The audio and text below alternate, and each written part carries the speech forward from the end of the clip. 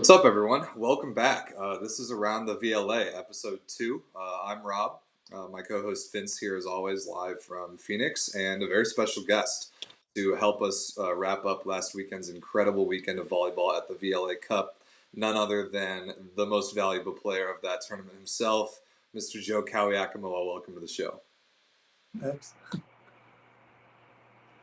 Awesome to have you, dude. It was an unbelievable weekend and a well-deserved MVP award. Are you guys gassed? First of all, are you guys both super tired? Because I know I was Monday for sure. I mean, yeah. Afterwards, we were visiting Chicago, and we were walking like an hour just around town, and I was just suffering the whole time. I was so dead after this tournament. But I would like to hope that it was worth it. You guys, SoCal's Ruckus walking away with the win in pretty spectacular fashion. You guys only dropped the first match of the entire weekend, and then you only dropped one set the rest of the way, which was outrageous. So we'll get into that a bunch.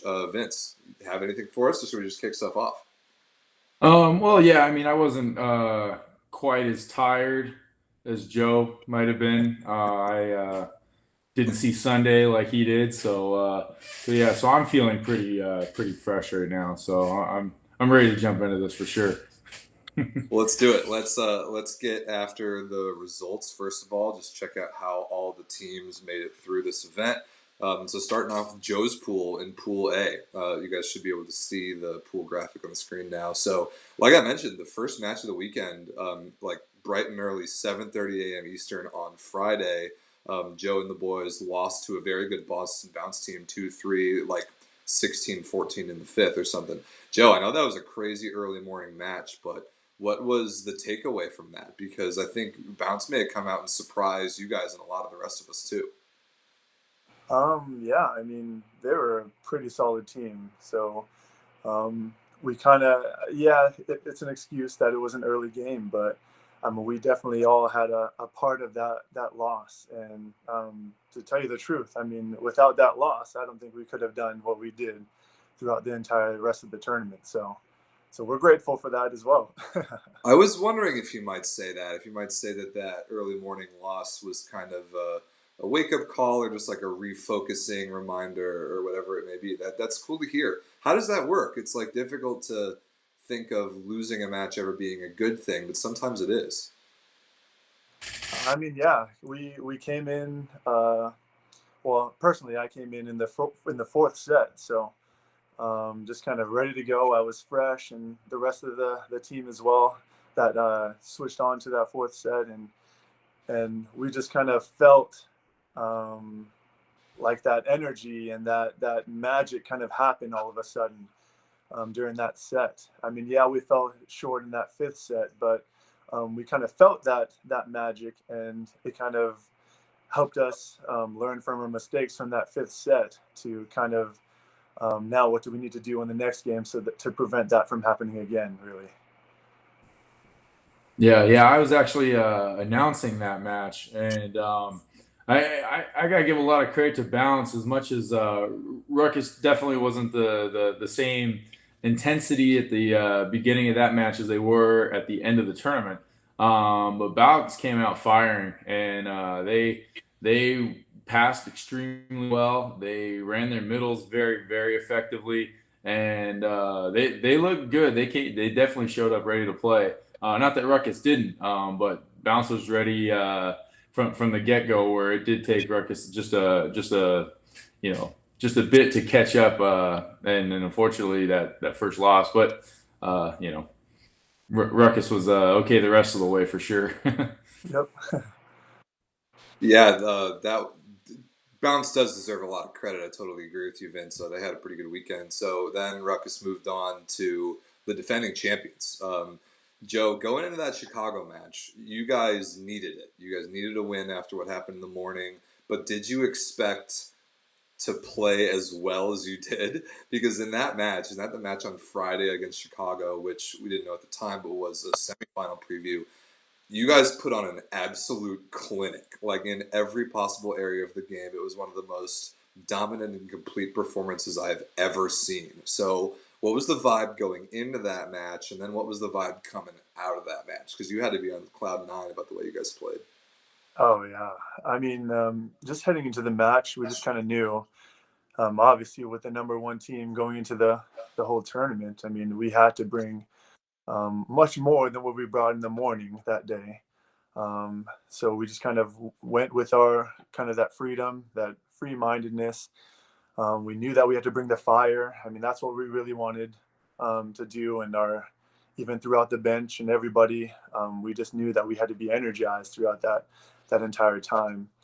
But even when I watch it back again, I mean, I didn't even know we played that well. I mean, it was just amazing, and I was just so. I mean, it's crazy to kind of look back and kind of see all those crazy plays and how we made it kind of tougher on Iceman on that first day. But afterwards, and I mean, it was just everybody just kind of talking on our group chat and just kind of saying how crazy that match was, and just how fun it was to watch. And it really helped us though throughout the other days to know what we had to do every single match and how we had to kind of perform from the beginning of the match all the way to the end. So shout out to Ruckus. Big shout outs. Yeah, that match was an absolute clinic. Vince, did you catch any of that match? I know I had like the time of my life broadcasting that because of some of the crazy things that happened.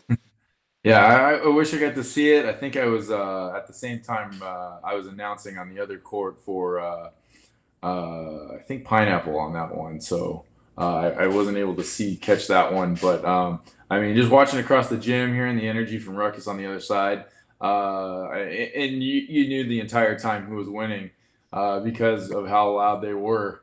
And of course, you could see the scoreboard across the gym. That thing definitely. Uh, you see one side just piling on points left and right. So yeah, you put two and two together on that one. Yeah, that was pretty awesome. So Ruckus then at that point at 1-1, you guys were kind of waiting the results of the last match to see if you were going to win the pool or take second. And turned out that like Chicago, the defending champs, continued to really, really struggle on Friday, losing to Boston 3-0, and they just they didn't have it. Whatever like it is that they were searching for, they didn't have it. And they obviously turned that around on day two, which we'll get to later. But so Ruckus ends up taking second in like a stacked pool, and one of the best teams on paper coming in was going to have to play a play-in game. So we're going to get to that when we look at the bracket, but I want to look at the other two pools first. So here's Pool B. We had LVC beating New York Pride first thing in the morning. We had in the battle for New York, which was really cool. We had the Rising Tide beating Sport Connects in the battle for California. That was really cool. Not including Ruckus, of course. Then Sport Connects beating Pride to take third in the pool, and LVC beating the Rising Tide to take first in the pool. So my biggest takeaway from that was that LVC Rising Tide game. That was super high level. It was when LVC's pickups of Greg Petty and Andrew Sada really showed how important they were to that team. They played pretty close to perfect volleyball against a Rising Tide team that was super good and was as like stacked and deep as any team in the tournament, obviously going all the way to the finals. But I was very impressed from Team LVC coming out. They got a bye, they got a good seed in the bracket, and we'll get to this. That didn't end up meaning all that much in the end for a lot of the teams that ended up winning their pool.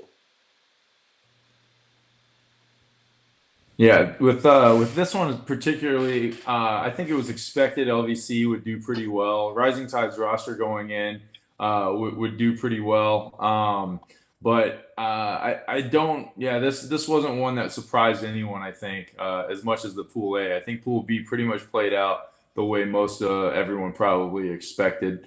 I mean, this was everyone finished in their seed, so I mean. Yeah, it's you like to see the shakeups, the excitement of a Pool A, but I mean, sometimes the seeding pays off or plays out the way you expect it. So that's typical in this pool right here. Well, despite like all the teams holding seed, there were two semi-finalists coming out of this pool, and neither of them ended up winning the pool. So this pool was definitely stacked. So let's check out Pool C, which was Vince's pool. You were obviously personally involved in some of these matches. I was really impressed with LVC too, with Legion Black, or LVC's second team. They came out and took it to Vince's guys early on. Before eventually losing to Team Pineapple in the match to win the pool. Pineapple Swede was a great match early. I think it was Hosley and CJ Dank who were commentating that. That was a big hit from the LVC guys. So that 3-2 Pineapple versus Swede was a good one. Check that on YouTube for sure. Pineapple ends up winning this pool, and like they got kind of a featured match on Friday night where they had a lot of home fans. It was a really good atmosphere. So we knew that Pineapple was going to be a little dangerous. We knew they were picking up some guys. We saw Lloyd play for about a set and a half, which was really cool. So Vince, you were in this pool. Any other takes?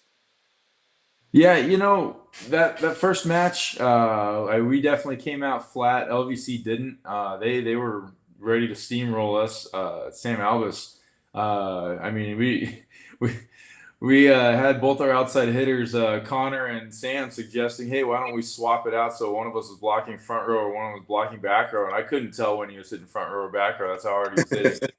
And yeah, I mean, the guy was just crushing the ball and absolutely destroyed us. We had no answer for him, and that was all the difference in that one. As far as the second match, Swede and Pineapple, possibly one of the best matches I saw that day. Just going back and forth between the two. Swede, obviously something to prove as a tier 2 team, jumping in against the legendary Pineapple squad. And they just stepped up and took it to him. And I thought it was funny because Jordan was telling me after the fact that he was like, one of our things is element of surprise. It's too bad they know us so well. And I'm thinking, you guys had swings for the match. What more did you need? So I thought that was kind of funny. But yeah, I mean, just great volleyball throughout the entire pool. Everyone, stepped up and played really well, and it was, I mean, compared to the other pools, I mean, just complete teams throughout. Yeah, really, all 11 teams were just so good. I liked that throughout the weekend, like nobody went undefeated, not even the champs with Joe and Ruckus, and nobody went winless. Like everybody won at least a game, everybody lost at least a game. I think that speaks really well to the tournament as a whole. So let's check out the bracket, how things ended up playing out on Saturday and Sunday.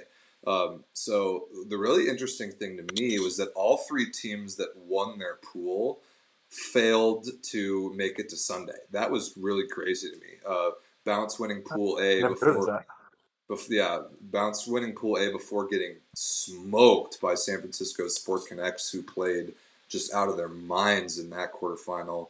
The Rising Tide and Legion Black, or LBC2, was a really good one first thing Saturday morning, which the Rising Tide won to reach it to Sunday. Then Pineapple winning their pool, but running into Joe and Ruckus, who kind of stomped them 3-0, very similar to the Iceman match the day before. And then the latest chapter in the Iceman LVC rivalry. LVC winning their pool, but losing for, I think, the fourth time in a row to the Chicago Icemen. So that's definitely a disappointment for those guys. They definitely want to get back on the right side of that rivalry. But even the play-in matches, too, like there was some really good stuff that day, and then the consolation matches later. Yeah, I think that one of the things right here, I mean, the story of this, other than Ruckus, kind of blowing through that first day with Pride and Pineapple, Iceman and LVC pretty much becoming a pretty known rivalry. Unfortunately, LVC just can't get over the hump. Right. I mean, in the Iceman pins were fantastic. Sunil Thomas comes in, setting that next day. He's fresh, hadn't played it all Friday. So I think that little spark of energy really got them going against LVC. And they just can't seem to figure Iceman out ever since that first match that they played last year. Yeah, the interesting thing about that one, too, is that Kyle Overby rolled his ankle, got hurt for Chicago, like the fifth or sixth point of the entire match. Who, like, if you watched the tournament back in Buffalo about a month ago, like, Overby was the best player in the gym by far, and he destroyed LVC in 2 matches. And so he goes down really early on. Will Kraft comes in off the bench, who obviously is really good, but he wasn't expecting to play. And him and Mike Michelel, like you said, Vince, like careered in that match, and the Icemen completely flipping it around from what their situation was on day one. So, Joe, let's hear about your journey on Saturday. You get a New York Pride team in the morning who has a ton of talent, a lot of pieces, but hadn't really played together all that much before. How did you deal with the Pat Gassman individual matchup, first of all? Because that dude is a beast. Yeah, I mean, we were pretty nervous about that. But I mean, just heading into that bracket play, we just knew. I mean, we learned from our mistakes, right, from that first day. We will had to make sure that it didn't happen again. So we wanted to start off strong every single set. So that's kind of what we did, and then we kind of cycle guys in and out to kind of reserve some of our legs, to kind of save that energy. So thankfully, everything went according to plan. New York Pride definitely gave us a um, kind of a battle here and there, and it was a lot of fun playing against those Hawaii guys as well. So, I mean, I remember that game too, and we had a lot of talking going on um, in between through the net and everything, and it was just kind of a good fun play playing in that morning. So it kind of helped us relax and kind of play freely, kind of heading into that Pineapple game as well. Right. So moving on to that Pineapple game, you took a team that had won their pool. They were playing pretty well. They were hot. They had a good number of their pieces that they're building for the future there and ready to play. And you guys just took it to them. That match was not particularly close. You did a really good job of keeping all the energy and the momentum on your side, which is something that Pineapple is really good at being able to steal away from teams. So real quick, what do you remember about the Pineapple match that got you to Sunday? That is what I was surprised about too, because I was definitely worried about Pineapple. Kind of just knowing that they mesh well and they bring the energy, and but we just wanted to kind of match that coming into the game and then hold it as much as we can. Again, shout out to our bench players, because they're just the best bench players that we can have, just kind of being loud for us at every single point that we can get. So I mean, going into that game, Pineapple was strong. We were worried, but we kind of just helped each other through it, worked together, and it kind of just worked out. I mean, it was very surprising. I mean, even looking at our road towards the championships before that, we were just thinking like, wow, this is going to be very tough. I mean, but we wouldn't have it any other way, kind of playing 3-4 good teams all the way to the championships, really. Yeah, I think that's the way that the tournament was set up. No matter who ended up winning, was going to be a very worthy championship win Yes. because of all the teams that they were going to have to go through. So, before we get to Ruckus's journey on Sunday, I want to talk about that first semifinal that happened, the rematch between Sport Connection Rising Tide. Vince, I don't know if you have any more takes than I do, but the Rising Tide did something cool. They brought in this like delayed 6-2, where Coach Ryan Windish would bring in an opposite for the setter when the setter went to the front row, but leave the other opposite in to serve. So keep some service pressure, but bring some blocking in. And what I didn't know until like they got a look in transition was that Aaron Kubi, their back row outside hitter at the time, could like legitimately set the offense. That was really cool. And Sport Connects turned it around. I think they won set 3. Colin Hackworth was unbelievable. They got a ton more touches and digs in transition they were able to score on, but eventually the Rising Tide, like size and firepower, was too much for them. So, do you have any more takes about that first semifinal? Yeah, I think that that 6-2 may have worked once or twice. It's a great idea, great concept, and they can definitely do it. As far as them actually scoring on it, I didn't really see them scoring on it a whole lot. I know Kubi ran a good offense. He got some great balls out to his pins that they could have scored on. I thought it was definitely more effective than a serving or the classic one in one out blocking sub. But I think that it really didn't matter. Sport Connects just didn't have the firepower on the pins to match them. Chris Johnson definitely controlled the middle. There just wasn't really any stopping Rising Tide in that match. Hackworth did his best. I give him credit. Bridge ran a great offense, but overall, I think Rising Tide just had way too much firepower and way too much talent. And Sport Connects would have pretty much had to play a perfect game to beat them. So yeah. So I mean, hats off to the interesting substitution and it's very creative and something that teams probably might implement if they have an outside hitter that can run an offense. But I didn't really see it be too impactful, I would say, as much as they just pretty much ran a steady offensive game and a little bit too much for Sport Connects to handle.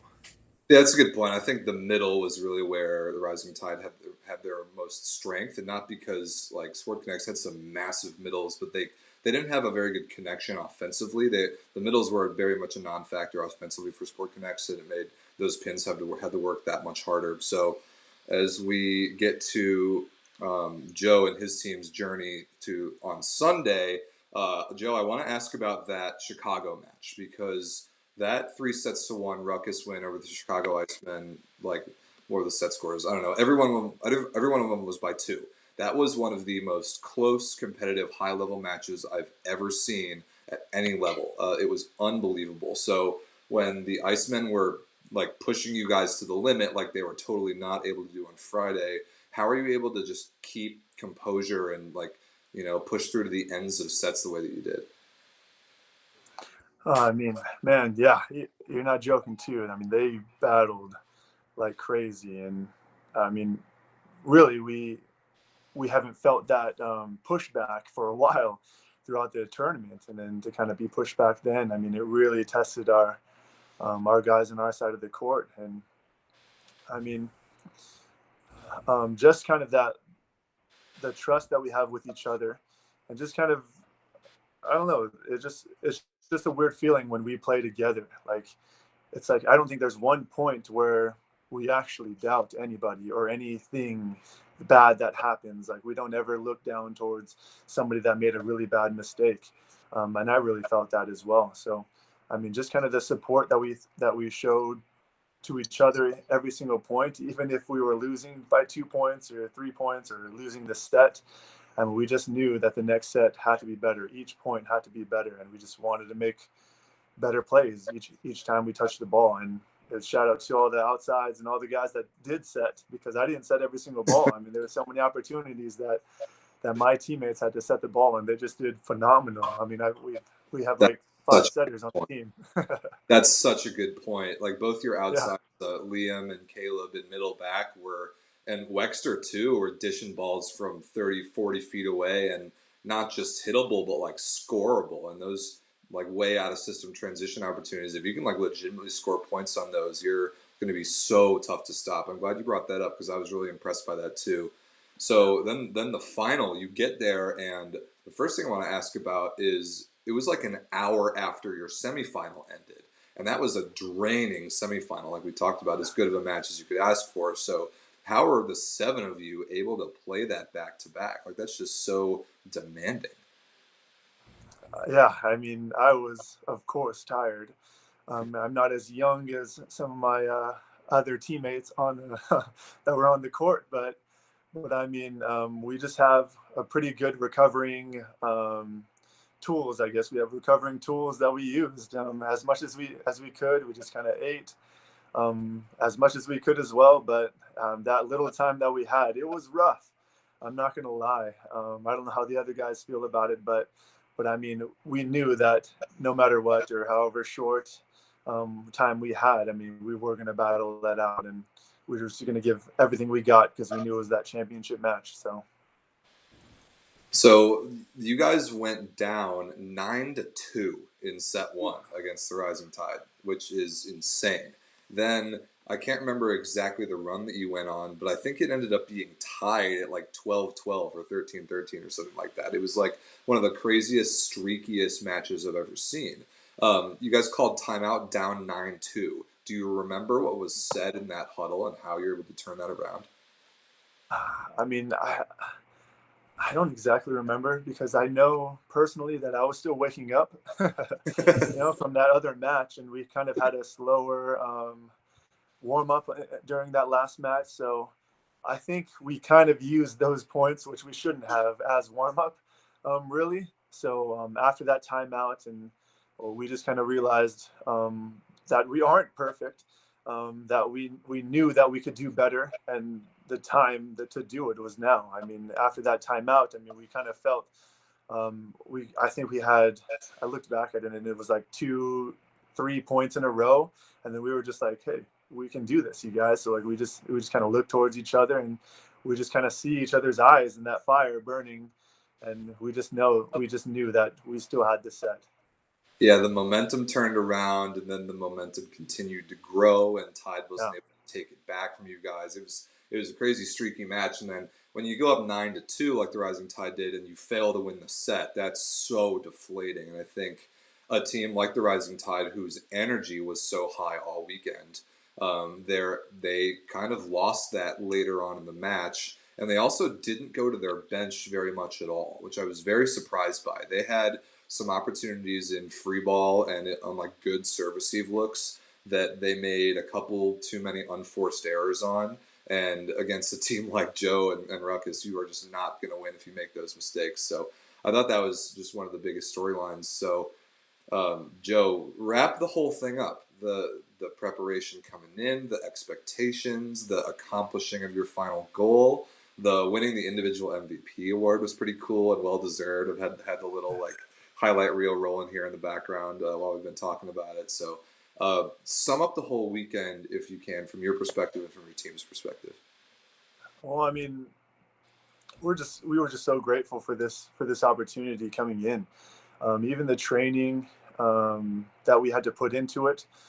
We had a weekend a couple weeks before it where we all flew in together and we played 2-3 days worth of training, and we're just so very grateful that we had that opportunity to kind of learn from each other early on to head into this VLA Cup, and just going into the tournament, we had a rough start.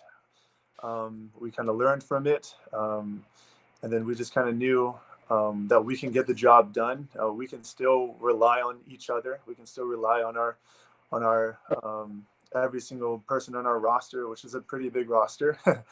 And even with that championship game, I mean,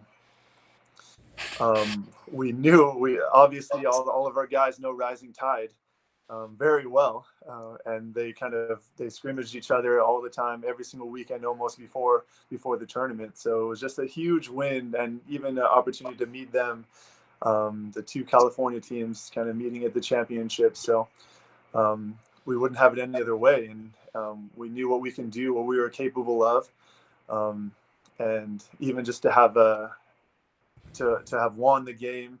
And then personally for me to be able to get that MVP of the tournament, I mean, is just such an opportunity, I'm so grateful for kind of everything that my wife, which I have to say, Kelsey, my wife kind of helped me through that time, and all the training that I had to do. I mean, I kind of left her alone with the kids or something. So I mean, it was just a lot of sacrifice that I had to put to kind of gain that MVP, and I couldn't have done it without her. I couldn't have done it without all of my teammates from Ruckus, even our coach Stefan, and for Christy to even put a core group like this together. So it was just so easy for me to become what I was in that tournament. With the teammates that I had coming into the tournament. So awesome. Congratulations, man. It was so well deserved. The level of volleyball that you guys played was absolutely off the charts. And you in particular, the highlights were just insane. And we'll get to some more of those in a little bit. Coach Steph's in the chat, by the way. He's watching. He says, Joe, will you sign my forehead? I think you got to take him up on that. Vince, you're getting compliments on your commentating from Mikey, our Canadian friend in the chat, so that's cool. Guys in the chat, if you want to ask these guys any more questions, let us know. I'm looking at it. I'll pick some out later on here in the show. So, but first we want to move to our kind of question of the week, a cool little thing that the three of us wanted to bring up about the VLA Cup tournament. And the question is, who in each of our individual opinions was the best player that didn't make the Final Four? So on a team that didn't make it to Sunday, what player were you the most impressed by? We'll start off with Vince. Vince, who's the player that impressed you the most that didn't make the Sunday semifinals? I got to go with Mike Marshman, middle from LVC. You know, I mean, the guy just got back playing playing in France, and I mean, just a huge asset to the VLA. Obviously, a huge face for Team LVC, and the guy first match comes out against Pride against Patrick Gassman from you know, just who just won a national championship. And I think that nothing against Gassman. I think he played a decent game, but your Marshman's level is you know, very very experienced, and you can just see that Marshman honestly just kind of had his way with him, and it's just such a tribute to the VLA and the level that the VLA volleyball is, where you can have a national champion come into the league, and they're going to play against guys that are you know, that level or higher. And so big shout out to Marshman. You know, I would have liked to. I shouldn't say I'd pick one LVC or Iceman obviously over the other, but I would like to have to seen them you know, use Marshman a little bit more to get over that hump against those guys. But I don't think that the middles were really necessarily the issue in that match. But yeah, I think Marshman played a fantastic tournament, and really happy that he's doing as well as he is here in this league. Great point. Yeah, the level of middle blocker play in this tournament was absolutely out of control. I got to shout out Mark Olson, of course. Joe's teammate from Ruckus had one of the all-time individual blocking performances on Friday against the Icemen. Like, I think he had 11 blocks in a 3-0 win, and including 4 in a row. It was absolutely nuts. So, Joe, how about yourself? Do you have any thoughts on a guy from a team that didn't make it to Sunday who you were really impressed by? Oh yeah, the libero from Team Pineapple, Luis Bertrand. Yeah, he was. Man, I actually ran into him at Moe's. It might have been after the game Shout actually. out to Mo's. I love that place. Yeah, we got talking to each other. We even had a little time in the ice bath together, kind of recovering. So I got to talk to him, and he's a really good guy. And I was just kind of telling him that, man, he made some plays that were just mind blowing, and that's coming from Ruckus. I mean, he made so many amazing plays and amazing digs. But I just remember from their game that he made me look silly, because I like to cheer. I like to cheer prematurely sometimes too, and he made me cheer a little too early when he got that dig, and it just blew my mind. I'm like, well, how did he even do that? So I mean, yeah, shout out to him. I thought he was awesome. I mean, our game plan going to Pineapple's game was to not serve him at all, not to let him touch the ball at all. So I thought he'd like to know that. Yeah, that's a sign of a good libero. The libero play at this tournament was out of control too. Like, Oh yeah, you mentioned Como, you even had CJ Suarez is amazing. Like, yep. Peter Jositis from Chicago is amazing. Luis, like Jesus from Phoenix is amazing. Like, there were some just Andrew Sato, obviously from LVC, is amazing. Like, there were some crazy good liberos. My pick though is a guy at a position that I didn't really see that, like, top to bottom level in the tournament being that high coming in. It's Jalen Penrose from the Boston Bounce, and at opposite, and we knew that he was going to be absolutely a superstar. He was in Buffalo when Bounce came in. They beat Chicago, defending champs, in a match. His level was crazy high. He's been in A1 Germany for 4 years now. He's played in Champions League. He's played, like, at about as high of a level as you can get to. Just a ridiculous athlete, and just so polished and a fine-tuned, like, smart, high-volume scorer. I thought that he was among the best opposites in the tournament. Like, we could have picked that coming in, but he really proved that. Him, Colin Hackworth, and Michael Wexter, I think, were in that conversation with Sam Albus, an honorable mention. But I thought Jalen was incredible. And as far as the Boston Bounce were going to go, Jalen was probably going to be the guy to take him there. So he's another really big pickup for us as a league. Just having a guy of his caliber and of his pedigree playing for one of our teams is awesome. He's just so much fun to watch.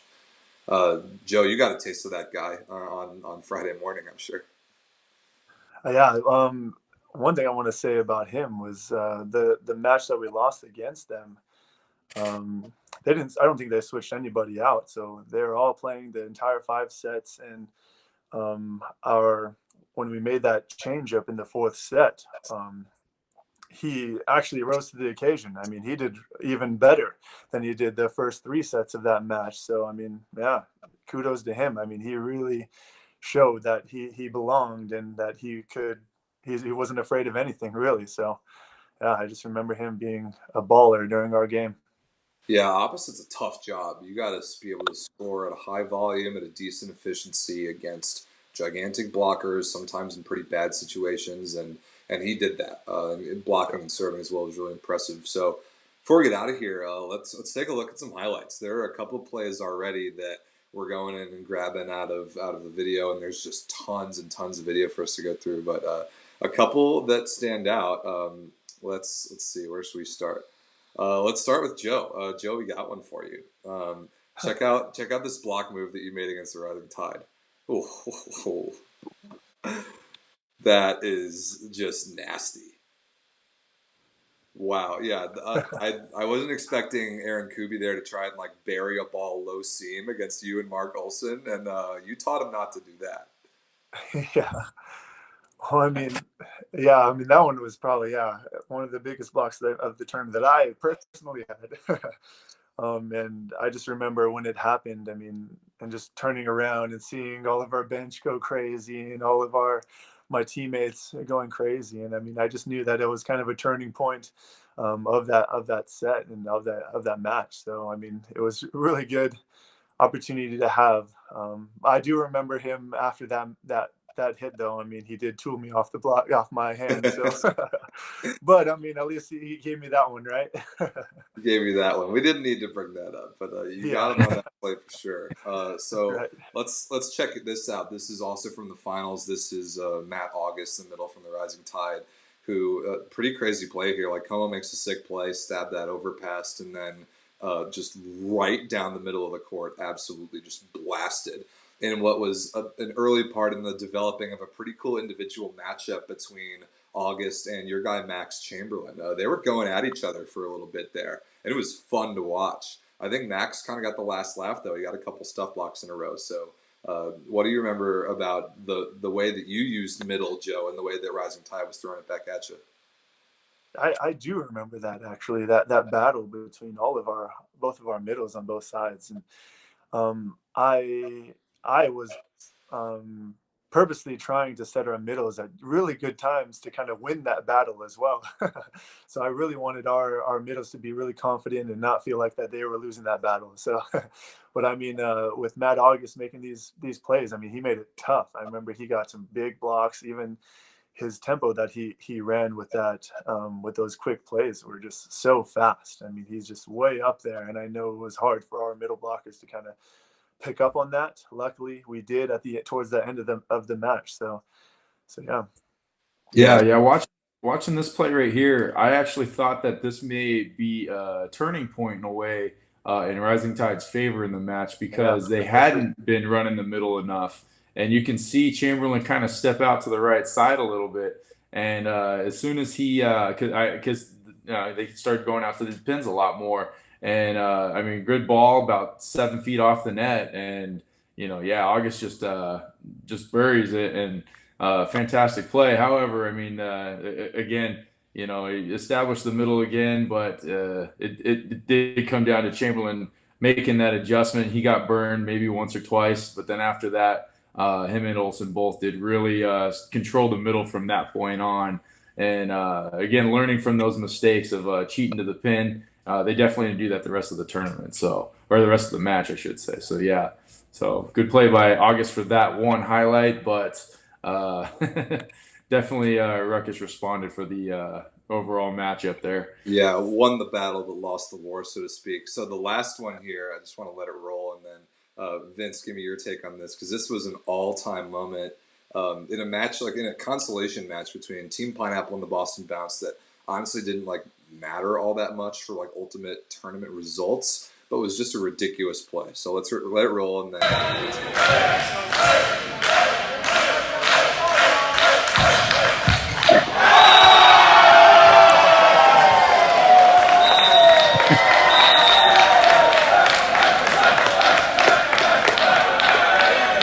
Capsule.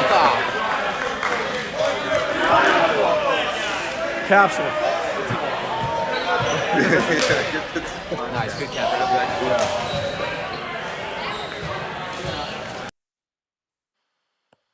All right, so this is huge right here because for one, you got Lloyd Ball, perhaps the one of the greatest American players ever, face of this league as far as being one of the co-founders, and I mean obviously with his role with Team Pineapple and helping grow the league, but he hadn't played all but maybe the first bit of the first set. I think he played maybe the first set and a half, correct, of this match. No, And I think it might have been even less. He played the first set and a half on day one. I don't know how much he played in this one, but like yeah, 15, 14, I, set five, he comes in. I know he set the first one for sure, but Okay. yeah, then he it's funny because LJ points at him, tells him get in there. So he runs in and they call a timeout. And and I was talking to Lloyd about it afterwards, and he's like, the worst thing they could have done is call a timeout. I hadn't warmed up. I wasn't. So he's on the sideline. He's doing some little squawky thing with his arms, doing this funky little squat. And he said, you know what, I'm going to hit the ball in, and Lloyd Ball doing what Lloyd Ball does. There it is. Ace, walk-off ace to win the match against Boston Bounce. It was just so sick, man. Yeah, 15-14, they bring in Loy off the bench. And yeah, they give him a timeout and a chance to like warm up and get ready for it. I kind of called it when it happened, to be honest. I wasn't commentating. I was just like walking around the gym watching, and whoever I was with at the time, I was like, guys, like we'll just watch what's happening in front of our eyes right now. It's 15-14. Like Loy freaking Ball is coming in off the bench to serve. Like, do we even need to write the rest of the script here? Or is it just going to play out in front of us? And sure enough, he rips an ace to win the match, and that's how Pineapple ended their weekend. So that was just so cool. I wish we had that guy during our bounce fifth set. Not everybody has an Olympic gold medalist they can bring up.